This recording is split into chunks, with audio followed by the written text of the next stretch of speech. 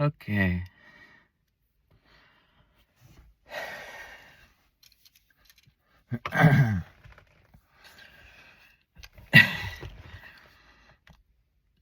Something is telling me to make this video at this time, at this specific point. My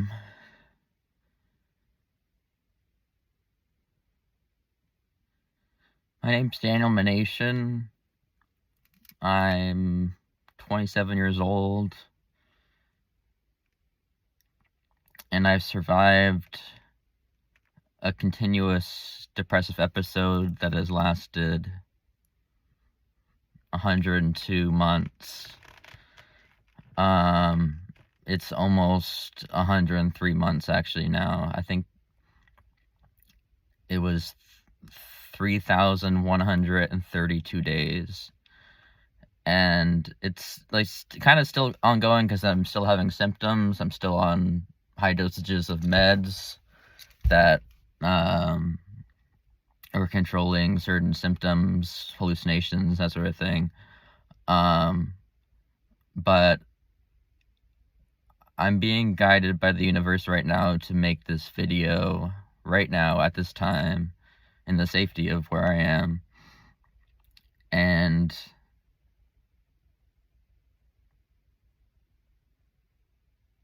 I'm hearing talk about why I'm still here, because I feel like I need to share this with somebody, because somebody needs to listen to this. Somebody needs to hear that you can go through so much shit. You can go through so much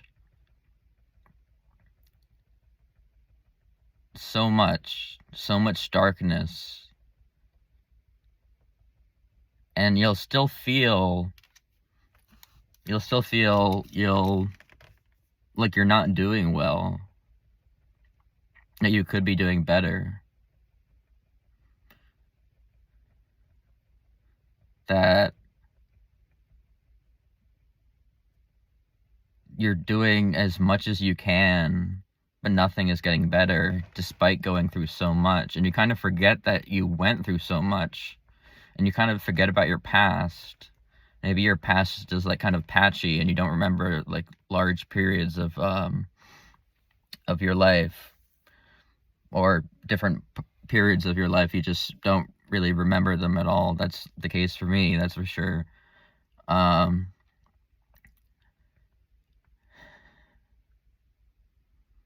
Why am I still here? I'm still here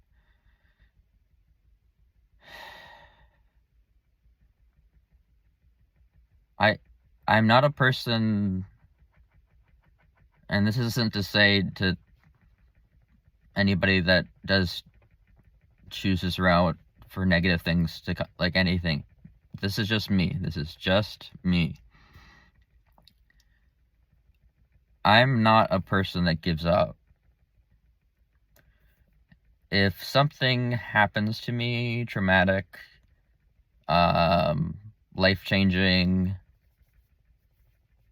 something that would cause the typical person to die, by either like their hand or the hand of the universe or something, I just shrug that stuff off. And I shrug it off,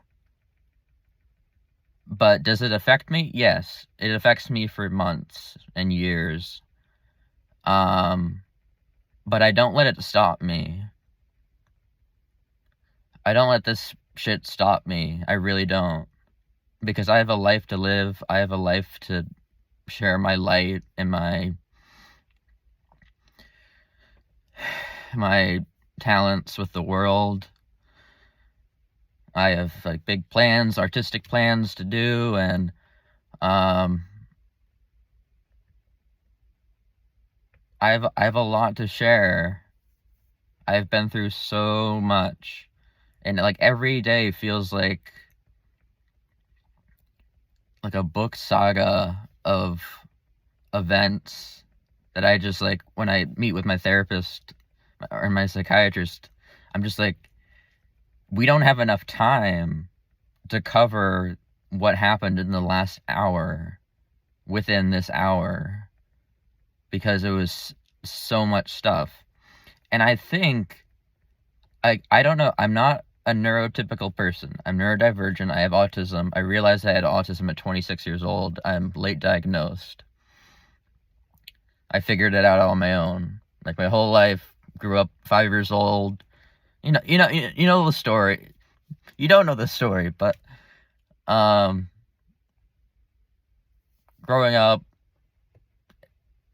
going through school, everything's super rigid. Nobody's understanding what's going on with me, why I'm pulling out my hair, why I'm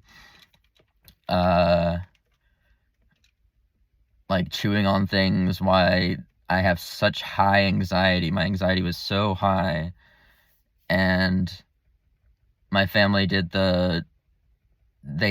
just did all the things that they were told to do in the most loving way possible. And the support of my family, I am just, like, indebted for whatever. I think that's the right word, for their support.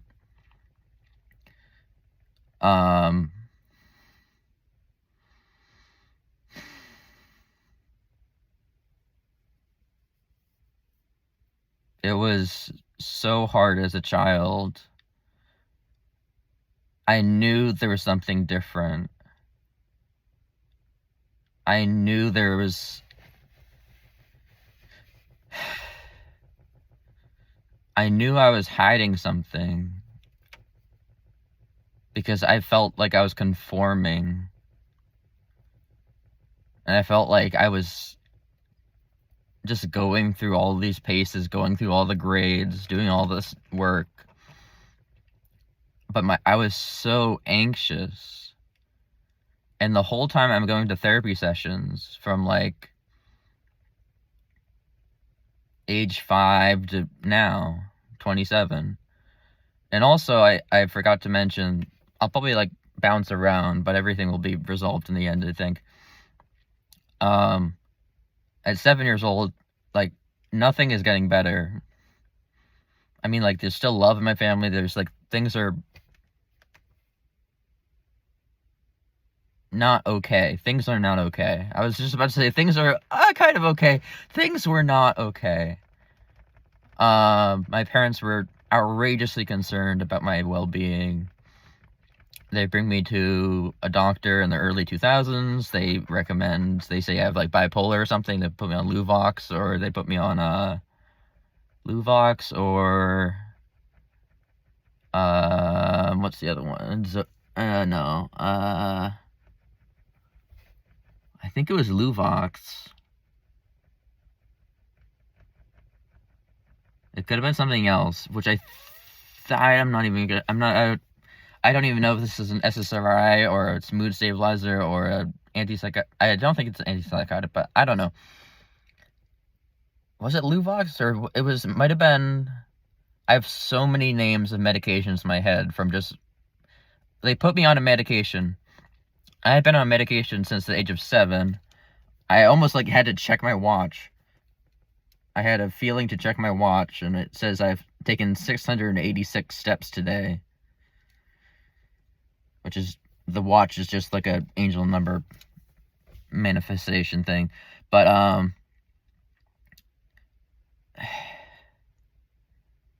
went on meds, 7 years old, been on meds for 20 years. I've been on meds for 2 decades, and I'm 27 years old.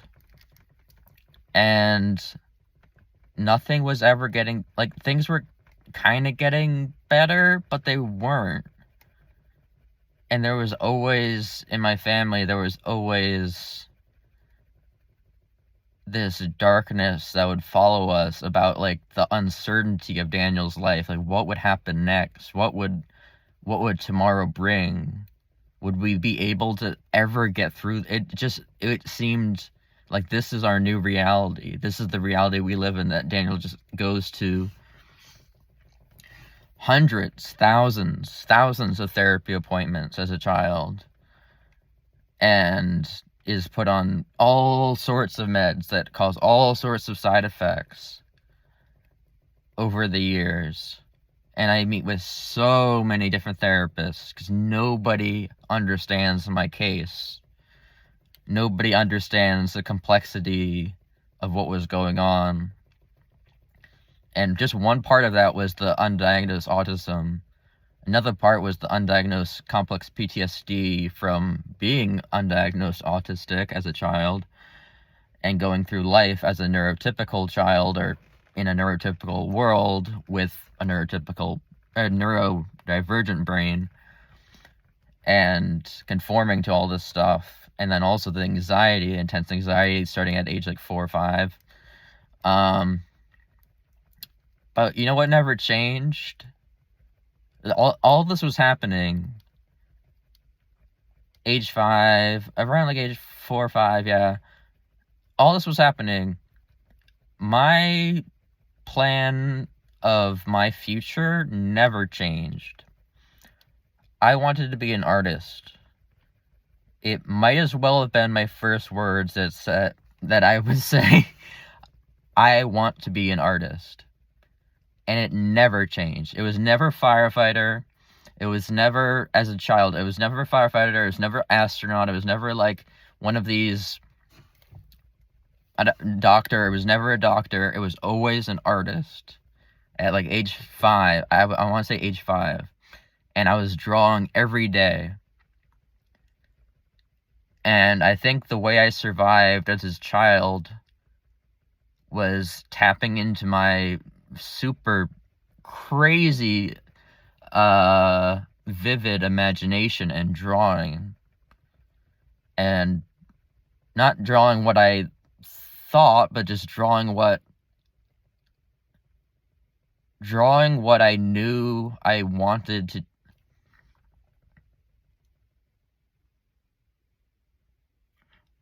I innately drew. How do I describe this? I innately drew. I just did it. And I didn't think much about it. I didn't think much about what I was drawing or why I was drawing. I wasn't thinking at all why I'm drawing this. And there were like creatures. Detailed creatures with souls. We have like albums and books and stuff of like these drawings that I did, and they're incredible. Like, I'm looking at them like age 27, age 20, like different ages and stuff. Like, these drawings are crazy for a 5-year-old. And at the time, like, the media I was consuming was like no media. I wasn't watching TV at the time. I was being very protected by my family because of the anxiety. It was really just my imagination. My imagination and what I was going through on a daily basis. And that all went into my head. My brain, my imagination. And it influenced everything. And I never thought about why. Why am I drawing this? Why am I drawing on every single scrap of paper that is available to me? I never thought about that. I just knew I had to do it. And it wasn't even a thought that I have to do this. It's just like, I want to do this. I want to express myself. At such a young age of not knowing so much about the world, about not knowing what was going on, I wanted to draw. There was nothing more than I just wanted to do it. So I did. And my parents provided the paper and all the stuff that I needed, which wasn't much. A pen and a scrap of paper or whatever. And we have all the drawings. We saved all the drawings and stuff. But like,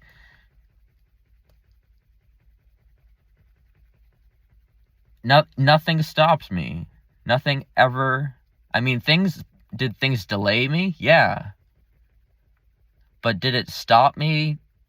And did the delay completely stop me in my tracks? And did I no, because I've always been moving forward, and I'm trying to articulate why or how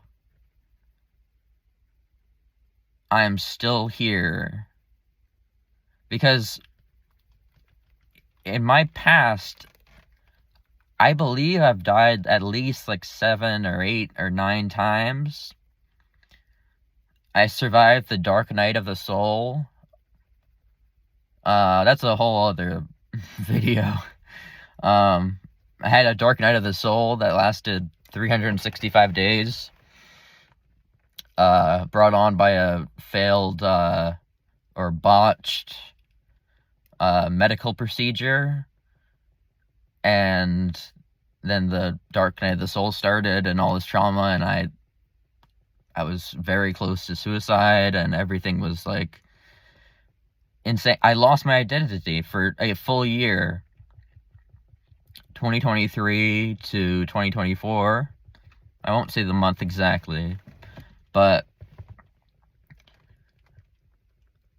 I didn't have an identity. I technically didn't have an ego.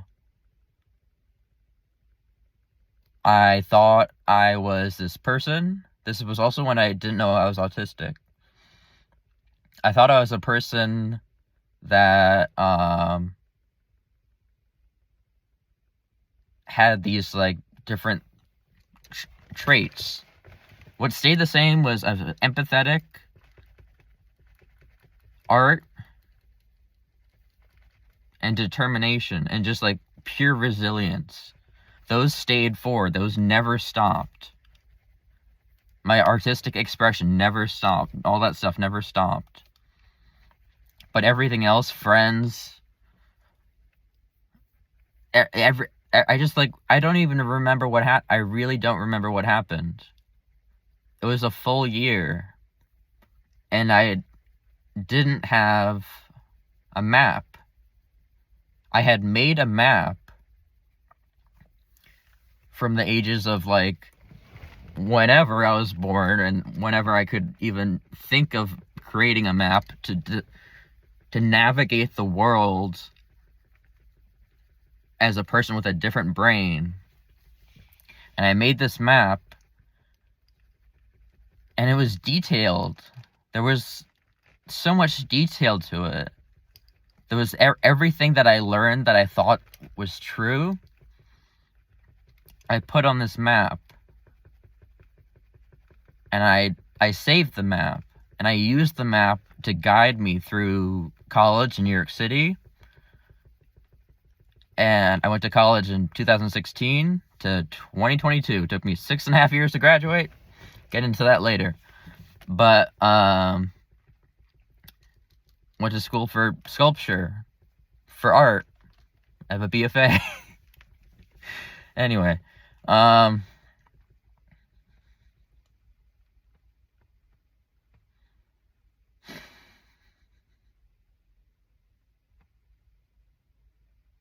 still here. Where was I? Where was I talking? I made a map. And then it was I thought it was a good map. My ego told me this map will help you for the rest of your life. This will help you. And after college, I had no plans. The only thought was get through college. You have to get through college. And I say that because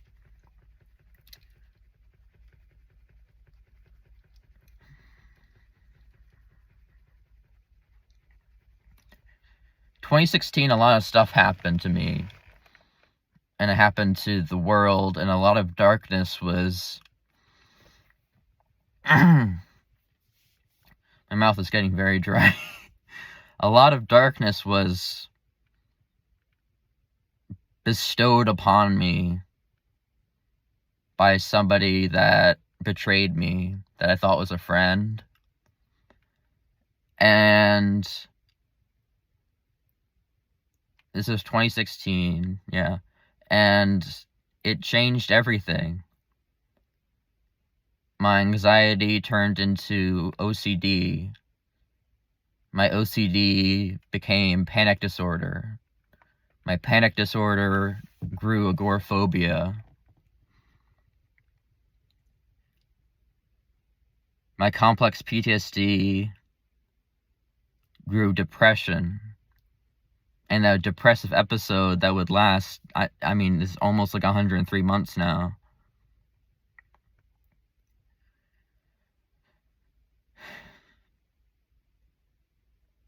The complex PTSD, like, really, the whole time I was in college, I didn't know I was autistic. I was creating art, I was doing my own thing. I was making art for my assignments that, like, it fit the parameters of the assignment so that I would get a good grade, but it was the art that I wanted to make. I was making the art that I wanted to make.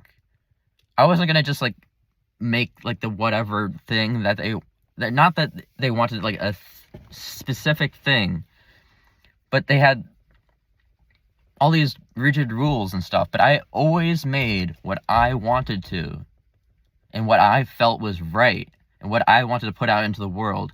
And at the time, I didn't even really feel I knew, like, I wrote artist statements for all this stuff. And you can, like, see it on my website and stuff, but, like, I wrote artist statements for things.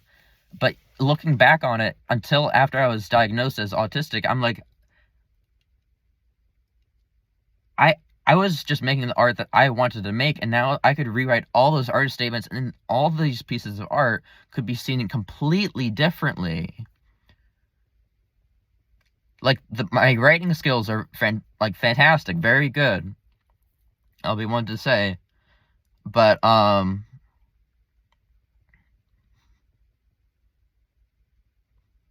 it just hit 2222 the time.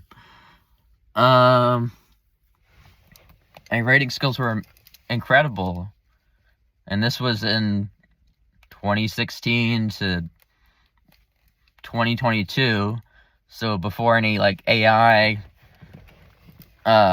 writing tools. I mean, maybe there was something out there like that, but I had no clue, and I wasn't cheating at all. I was getting through life the hardest way possible of writing stuff down from my imagination. But to me, that was the way to go. Okay, the video cut out. Apparently having 256 gigabytes of storage on your phone is not enough when you constantly make videos about things, but not like this. I've never done this before. So continuing. I tried to rewatch a little bit of the last one, the where it cut off, but just starting again. I made a map. So I was talking about this earlier. I made a map, and this map was guiding me through everything. And then in 2023, yeah, I have this medical procedure. I'm in I won't get into it too much, but, like, I'm in a state where I'm in a room alone, or I was left alone during a period of time where I should have had a nurse with me, and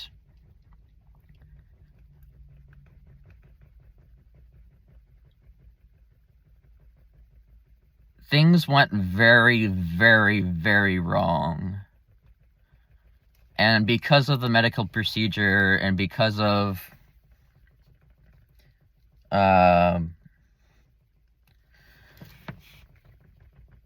what was going on, because I was hooked up to an IV, because I was in the positioning of how I was in the seat that I was in, I was defenseless. I couldn't do anything. And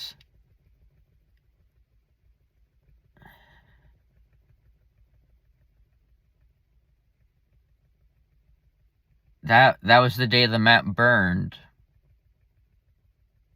It burned. It burnt to a crisp. Ashes.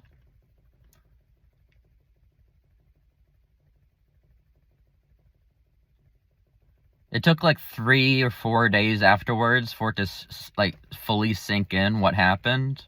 I survived it, but like 3 or 4 days to sink in what happened. But once it did, that map was gone. The wind took it. It was gone for a full year.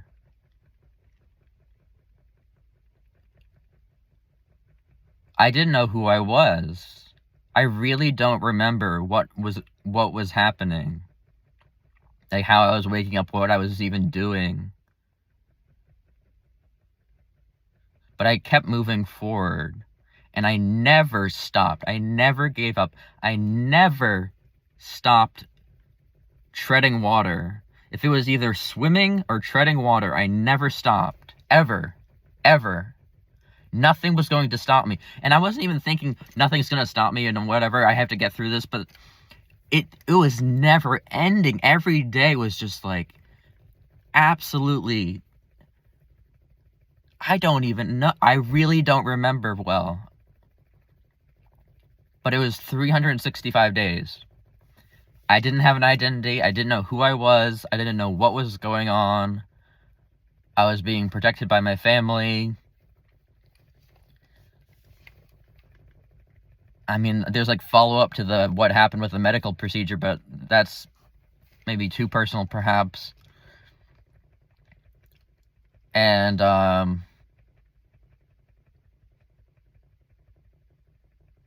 it was traumatic. I mean, like, I've been through trauma. Like, I thought 2016 was bad.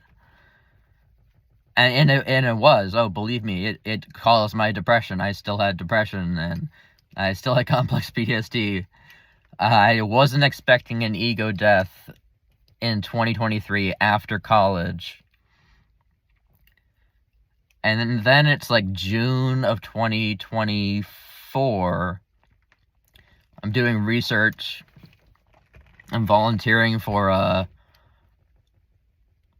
starting, when was it, 2023 or 2022 or something? I was volunteering for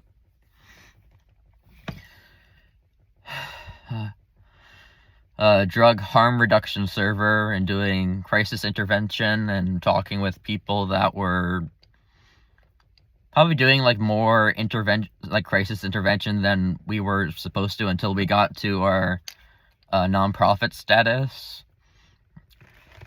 But but there were people that needed help that were struggling with addiction and with life, and they needed somebody to talk to, and it was through, I won't say what platform it was on, but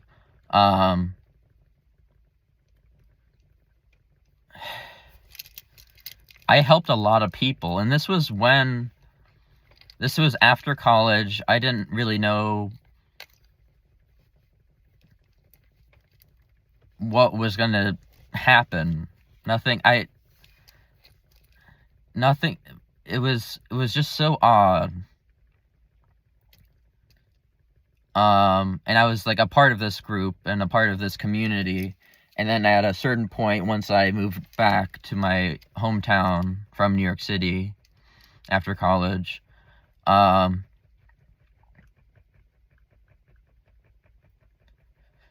started I became a staff member, a moderator, and I was helping people every day, and I wasn't putting people in front, like, I wasn't putting people's safety in front of mine. Like, I was still caring about myself. I was still working on myself the whole time. How I managed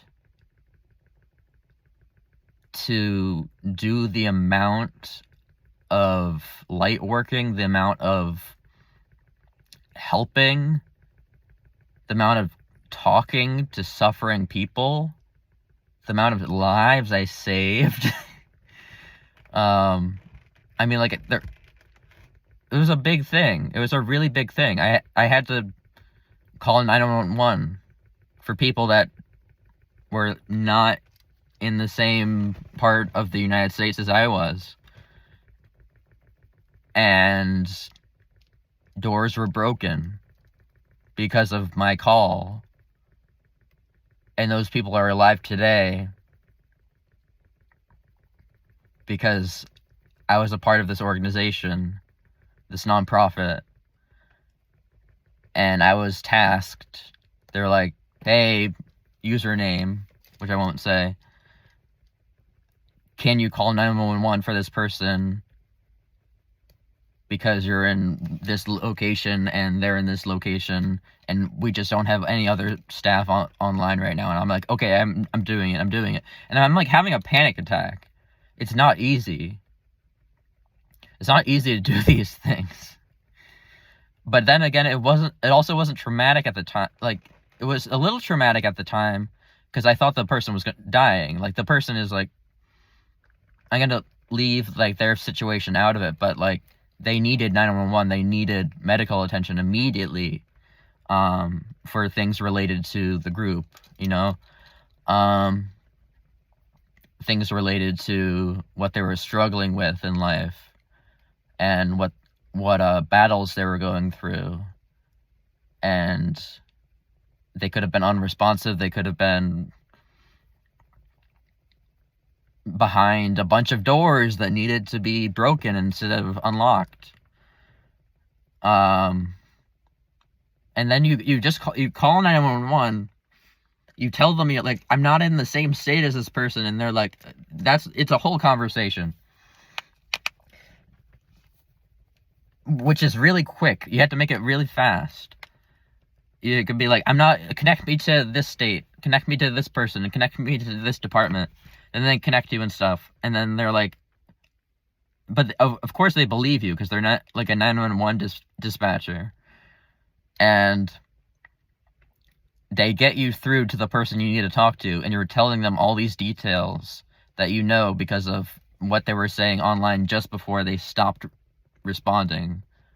Just before they stopped messaging. Like, they just went completely MIA, like, mid-sentence. And we just expect the worst because we know, like, what they're going through, all this stuff. And, like, then I get a message, like,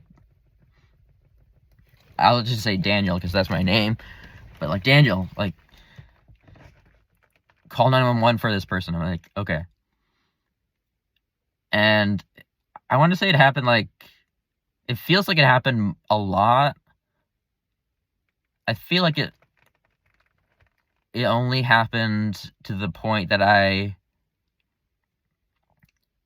had to actually call, get connected, do all the things, and maybe like 3 times, definitely 2 times, maybe 3 times.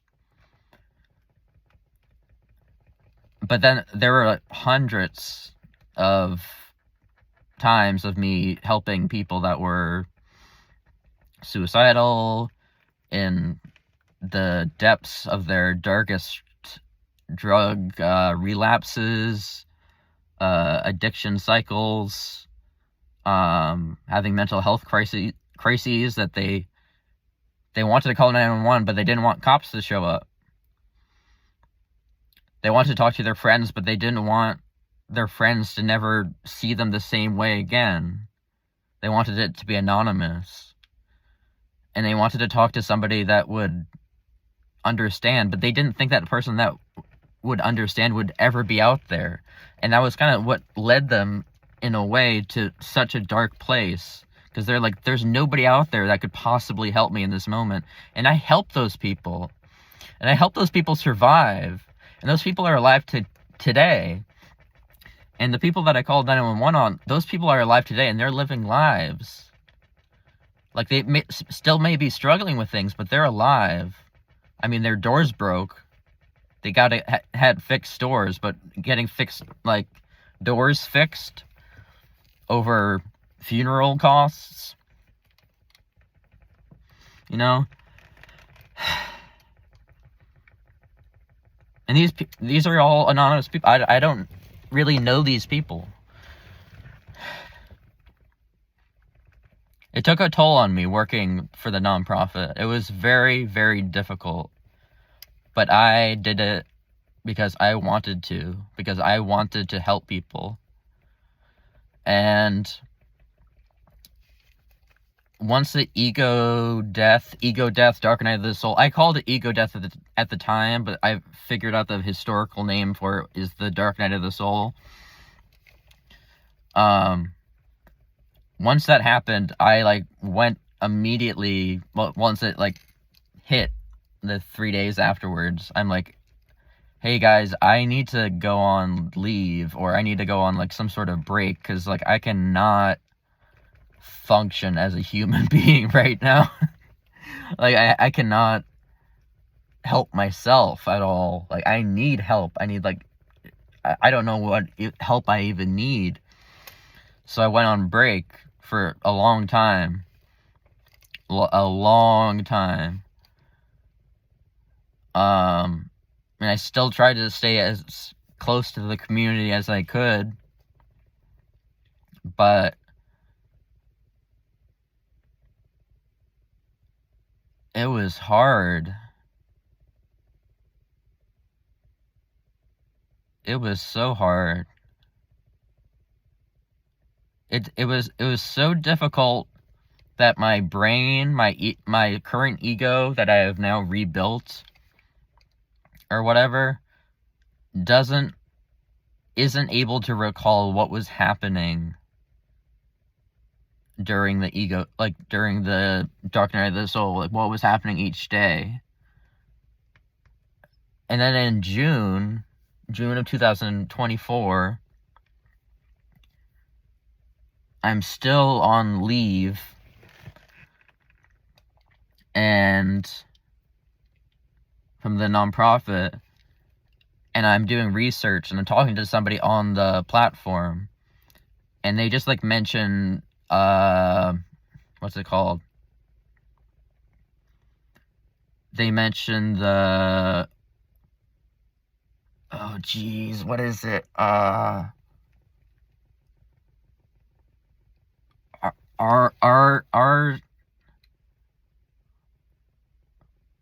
RAAD-S, the RAAD-S test, which is for discovering if you're possibly autistic because you've been masking your entire life. RAAD-S, or two A's or two D's? I think it's two A's. RAAD-S, I think. I don't know. I can't look it up right now. But they just send it to me. Because everybody in this community is on the spectrum of some sort. Everybody has depression. Everybody has anxiety. Everybody is going through so much. And everybody that is working it's a volunteer thing. I wasn't getting paid. Did I mention that?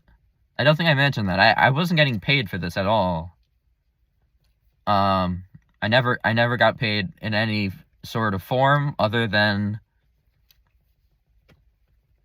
the form that I wanted, which was kind of love and knowing that I was putting a lot of help out into the world. I was helping people, and people knew my presence, and people would see me online and be like,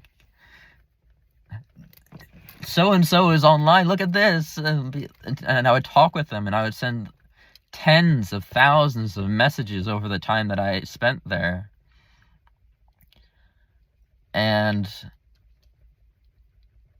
it was something else. And 2024, this friend of mine on the platform, they say oh yeah, I took this test at some point. Maybe you should try it. So I took the test. It was it was 60 or 80 questions. Filled out the whole thing. I'm like, okay, let's see where this goes. Press enter.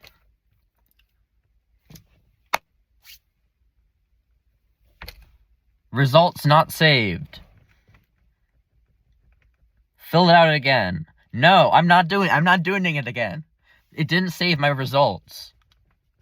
Like, it was refreshing, and then it just, like, went off the page. And I'm like, fuck this, I'm not doing this again. That took forever.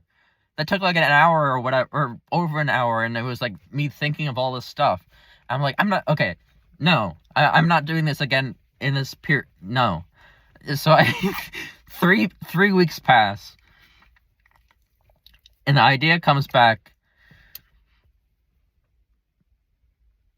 You're like, almost kind of nauseous. The idea comes...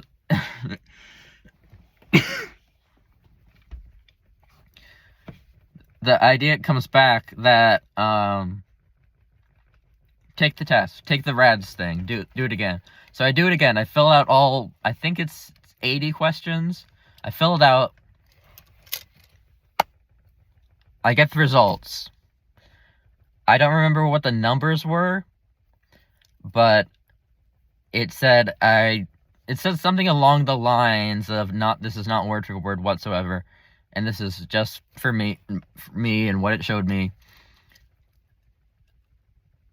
It might as well have said, you've basically been masking your whole life and you're definitely neurodivergent.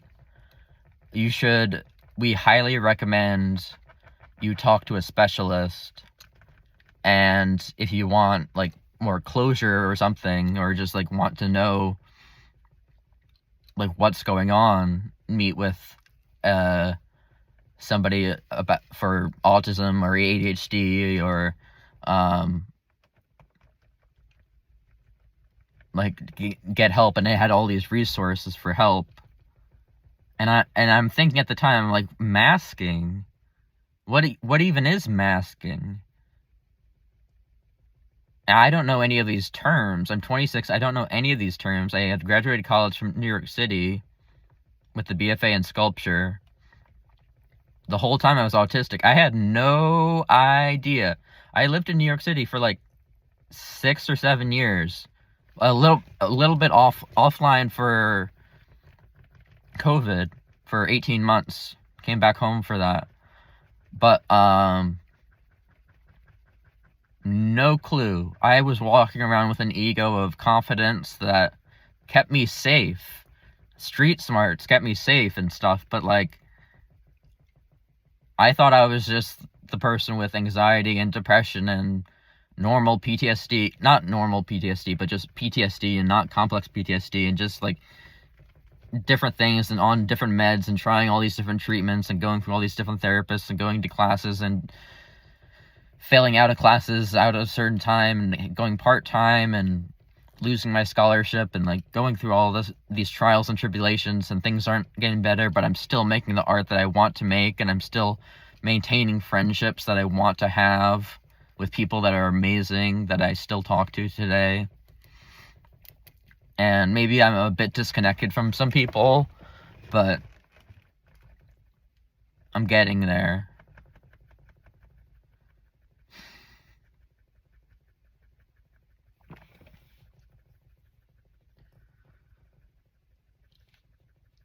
I get the official...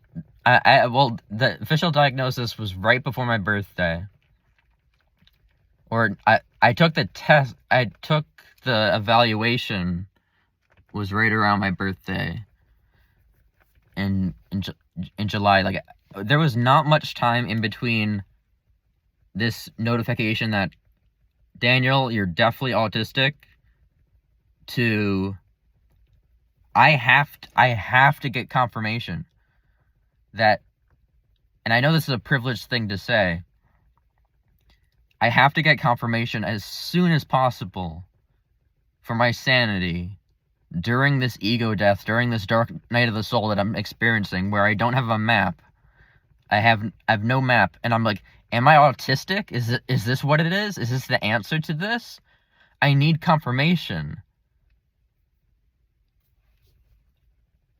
So we go through the process.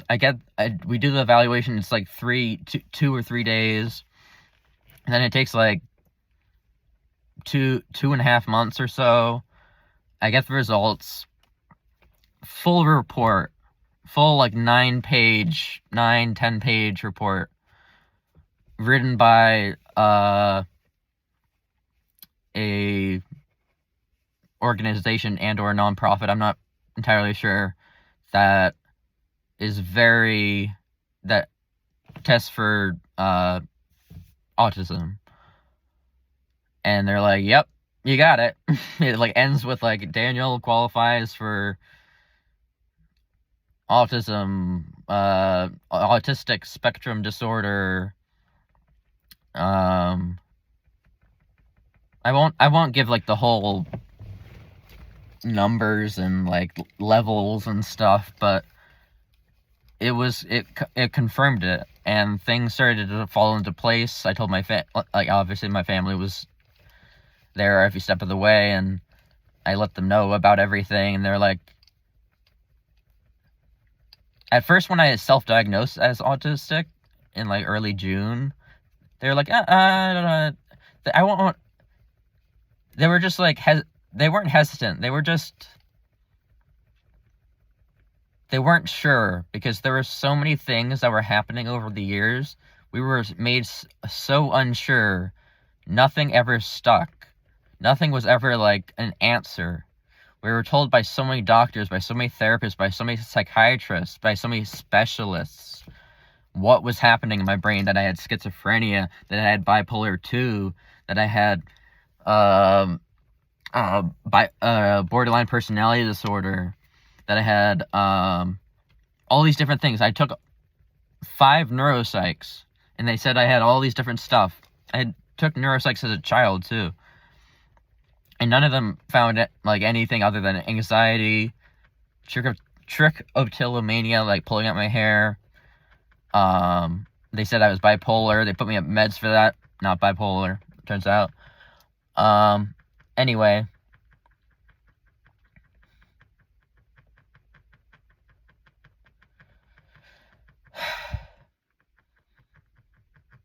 I get the results. I'm autistic. Okay, I get the whole report. It goes super in depth into my childhood, about my anxiety, all sorts of stuff. It's amazing. I treasure it. It was a very, very good report. And it confirmed it. It confirmed. Now, and then I like look up, I'm like, I really don't know that much about autism. This is age 27 now, and I'm 27 now, turning 28 soon. Okay, I don't know that much about autism, and I don't think a lot of people do.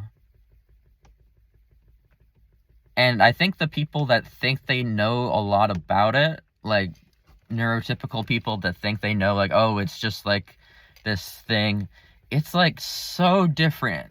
And I can't even explain how, like, I'm not an expert. I'm just a person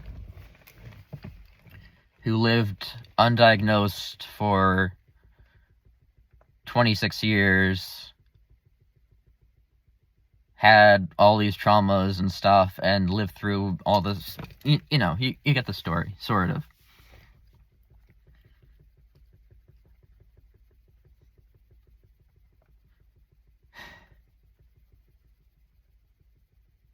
I'm still in the dark night of the soul, though. That ends in like... That would end after the official diagnosis. It would end in maybe like 2 or 3 months. And it would conclude with like this massive traumatic experience of just like a spiritual warfare of every attack from like the shadows that were still trying to attack me in the world. Every point, everything was getting attacked. And it was hard. I mean, it was beyond hard. I thought I died. I thought I was gonna die that night. I was screaming up at the universe. I wasn't I was the only person at home at the time.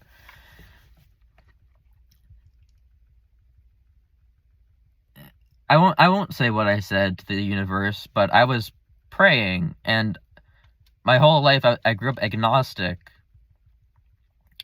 But since the autistic diagnosis, I started seeing like angel numbers and like repeating numbers and different things, and I started interpreting them using numerology websites, and I started just feeling like protected. And then I find out like, oh, I'm a light worker. I'm like, oh, of course, it's just another thing. But I'm very grateful, but like, I'm a light worker. And back in 2016, this person that decided to betray me, they attacked me, and they tried to take the light out of me. And they failed. They failed.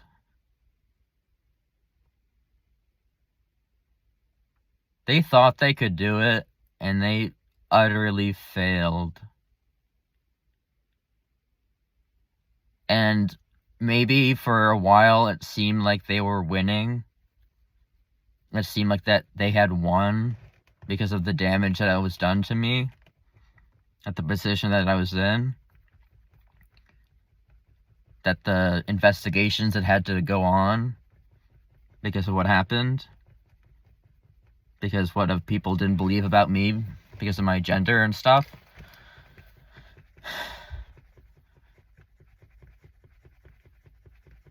And the gender of the person that attacked me. But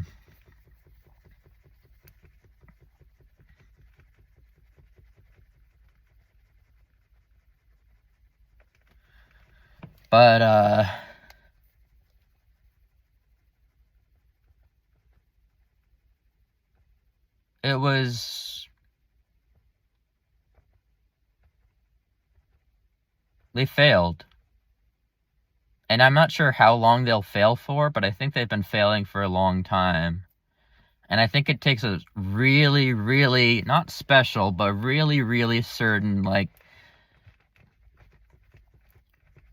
sort of person to go out of your way to betray a friend,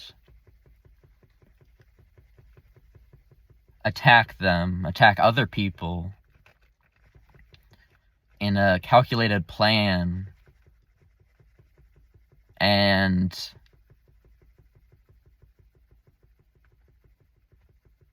with like the hopes of like something so cruel and so like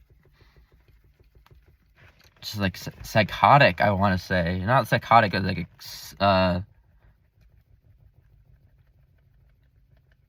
with like such a, like, who does this stuff? Like, I didn't know there was this much bad in the world from making a relationship with a friend. I didn't know this could turn out this way. I didn't know something this bad could happen in this amount of time in college, like, with what was going on and how I felt safe and how everything was just taken away from me at a certain point. And they thought they were winning. They were lying the whole time, and they thought they were winning. And they thought they took my light.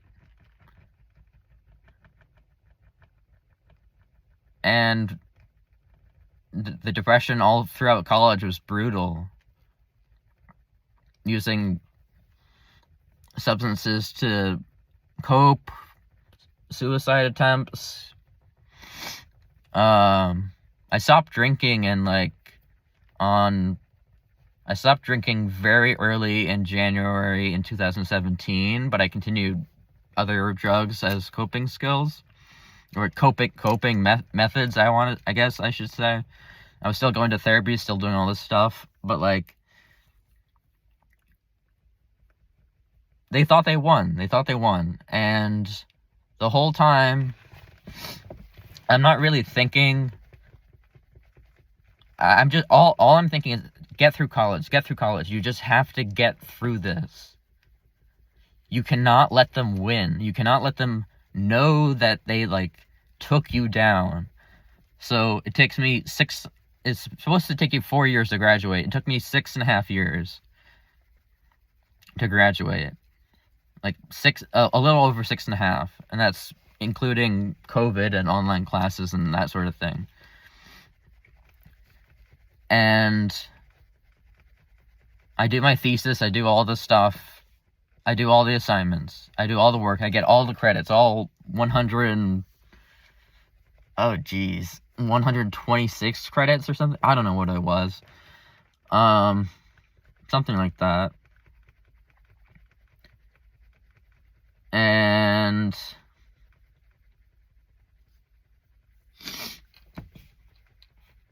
they failed. They tried to take my light and they failed. And the whole time I thought, like, things are not going well. Things are still not going well in college. Like, I had a lot of good stuff going for me, but the bad I had that was surrounding me and affecting me on a daily basis was really bad.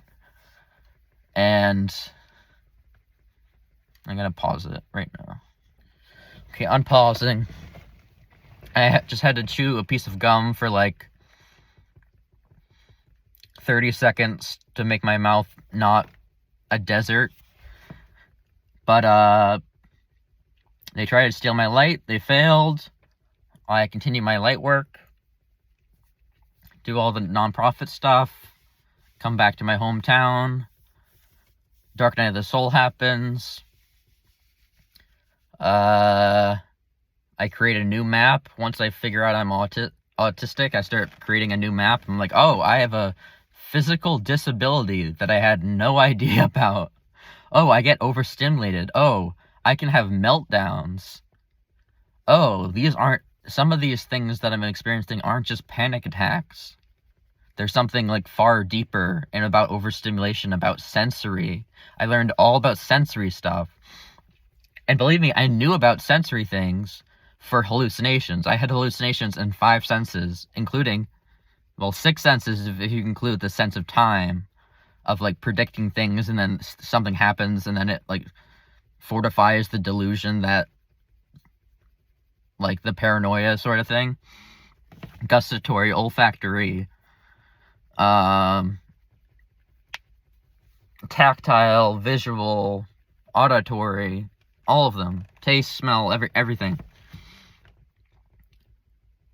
And then I was put on antipsychotics, and eventually the hallucination stopped, but the paranoia continued. I'm still on antipsychotics. I'm on antipsychotics because of the person that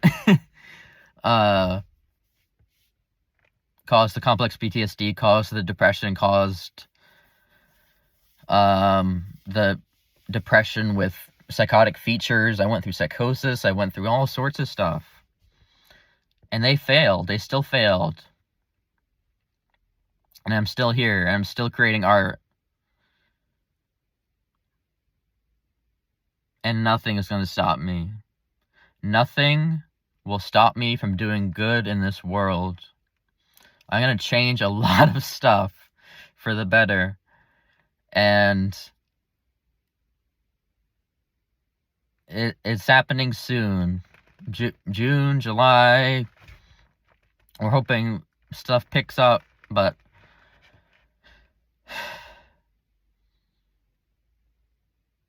there's a lot to look forward to. It's just hard to wait.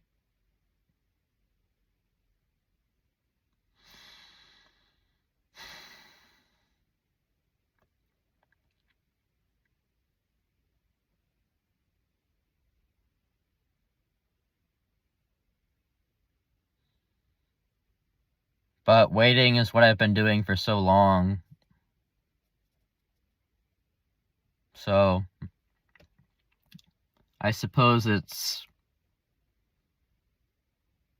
comes naturally to some people, maybe not others, but just being like, okay, well, this sucks forever. I have privileges and things, but like, I'm suffering on a daily basis and things aren't getting better. And you're not technically thinking, I have to survive this or whatever, but the light in you is still within you. It's still flickering within you. Despite, like, no oxygen around you, seemingly around just you, no oxygen. There's around other people, there's air. But around you, there's, like, no oxygen, but there's still this flame flickering inside of you. And you might not even be aware of it. And that's what keeps you going.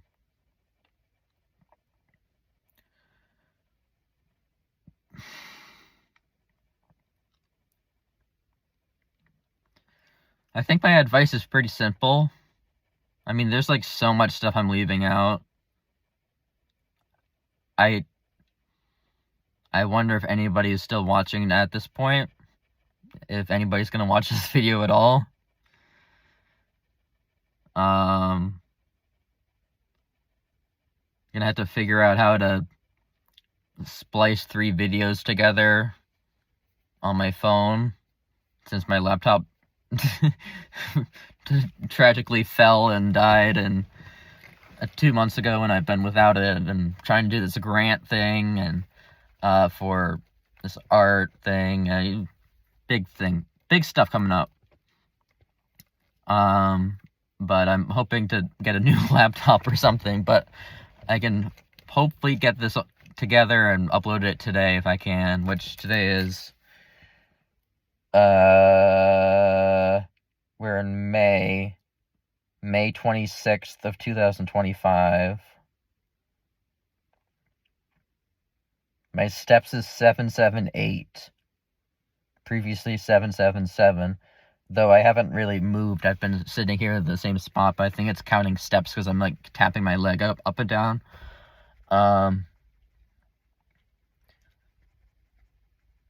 advice is simple. If you're in a dark place, if you see that you feel like there's no hope, you feel that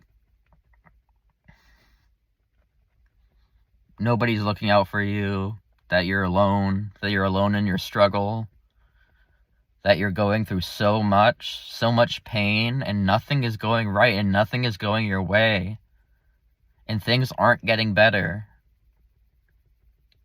and it's so hard to get through each day, and you feel worthless, you feel like you're doing nothing.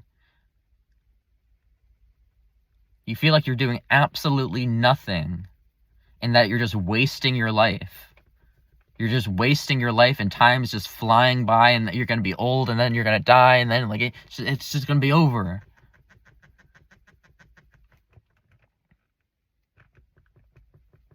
But you are doing something. You may not be living, but you're surviving. And the reason you're still surviving, the reason you're still here and listening to this video, and the reason why you're gone through so much and you're still here, is because the world has something great, something outrageously unimaginable in store for your future. And you have to stick around to see what happens. So please stick around to see what happens in your life. Because the people that go through the most pain, the most suffering, just, like, horrible things, and the people that survive and, like, make it just keep going. These are the people, or some of the people, that are destined for just karma's going to be repaid to you. All of that work, all that time that you thought was wasted, all those days you thought were just, like, flying by, that you just didn't know what to do, that you just like stayed in bed all day crying, or only getting up to use the bathroom, not showering, all this stuff.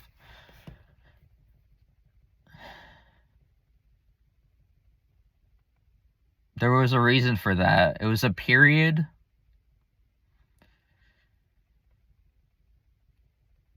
You thought it was a period wasted. But it was a period of eternal or internal hidden growth.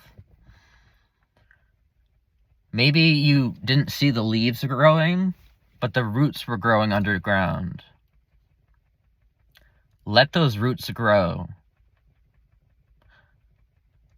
I wrote this poem a while ago. Let the roots grow.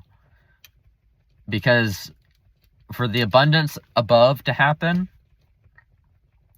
your foundation, the things you have to go through in order to be as strong as you have to be in order to have the future and the positivity in your future, your roots must be strong and grounded into this world, into the universe. And the universe sees everything. The universe sees you, and they see that you're suffering, and they know you're suffering, and they know everything you've been through, and they're not forgetting it. They don't forget you because they know you're special, and they're not putting you through this because it's whatever. They're not putting you through this for fun. They're putting you through this for a reason. So stay here. Stay alive. Do not hurt other people. It's not worth it. It's never worth it. Get help. Reach out to... I don't know. I'm not a doctor, but like... just talk to somebody. Be open. I know it's scary in the world that we're living in right now to be open and to say like what we're feeling with so much craziness and chaotic stuff happening. But talk to somebody privately. Somebody that you trust. And if you don't feel like you trust somebody, call the crisis hotline. Text the crisis hotline. They're always there, and I've talked with them many times. And it luckily didn't have to escalate for the cops to come and the ambulance to come and for me to go to the hospital again, you know. It didn't escalate to that because I had somebody to talk to.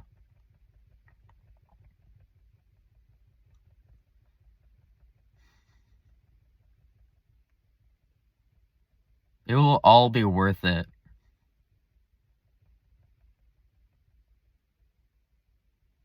And you'll look back on this period of your life, which might be like a lot, like a majority of your life. You'll look back on it once the leaves start to like blossom or grow or whatever. Once that happens, and you look back on this period, you're like, that had to happen. All that suffering, all those days I spent in bed, all those things I thought were wasted, that had to happen for me to be here. For me to be as strong as I am, to get through all this tough stuff, tough, successful things. I had to go through all those struggles. They were necessary. They were necessary for me to live the life I am living now. Maybe before I was surviving, but now I'm living. And surviving for that period of time, the way I was doing good things for myself every single day by staying here. Maybe there was self-harm. Maybe there was addiction. Maybe there was all this stuff happening. But you stayed here. You didn't give up. And every time you thought you gave up, you didn't. You didn't give up. You really didn't. if you're listening to this video, you're still here. And there's a reason why you're here. And you must stay here because your future is going to be bright. Believe me, it's going to be bright.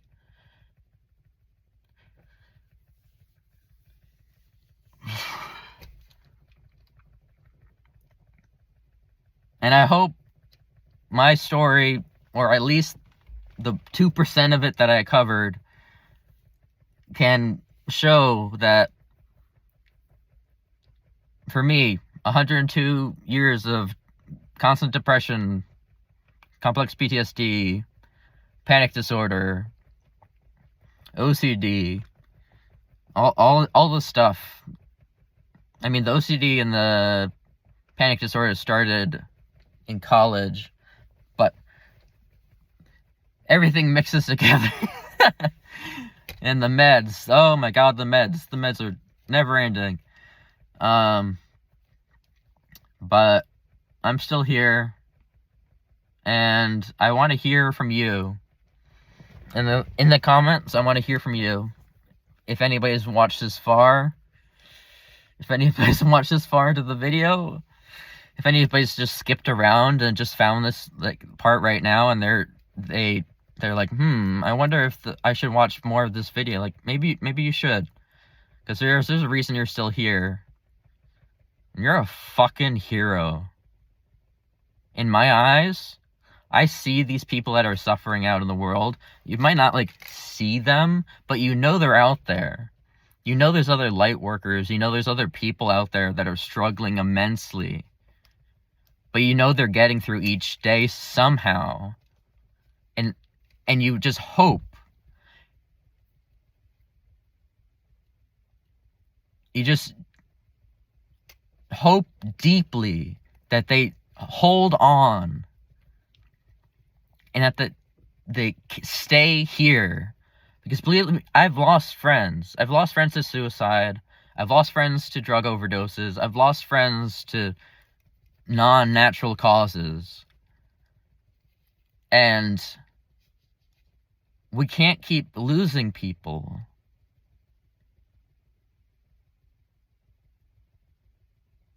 We have to stay here. Whatever it takes. Don't harm yourself. Don't harm other people. Get help. There's free help out there. There's support groups. There's all sorts of stuff. Just take the first steps. Take the first steps to getting better. You've already put in so much work by surviving. You can put in the beginning steps of getting help. So I might make more of these videos, I'm not sure. But I knew today I just had to take this video. I've never done this before. I've never talked alone to a camera like this. But I had to do this. So, if you want to support me, I don't know, you can do whatever you want. It's free will. I would love if people could look at my art, because that's what I've been putting out into the world for other people to be inspired. I'll put my website in the description. I'll put my Instagram that I haven't been using since the Dark Night of the Soul, but that I will be updating. Don't really like social media at all. I really don't. I don't use it, but I'll be updating stuff because I kind of have to in the 2025 year that we're living in. I'll put some other links in the description. Figure out how to do all this stuff on my phone and not on a computer. But, thank you for being here. Thank you for sticking around. Because you were meant to hear this. My name's Danimination. Once again, it is May... How is it May? Oh my gosh. It's May 26th, 2025. And my heart rate is 77. Wonderful. Okay. So, on that note, I will leave you for now. But please like and comment and subscribe if you want. I don't know what this channel is going to become, but do what you feel is necessary to support me in whatever way. So thank you. Over and out.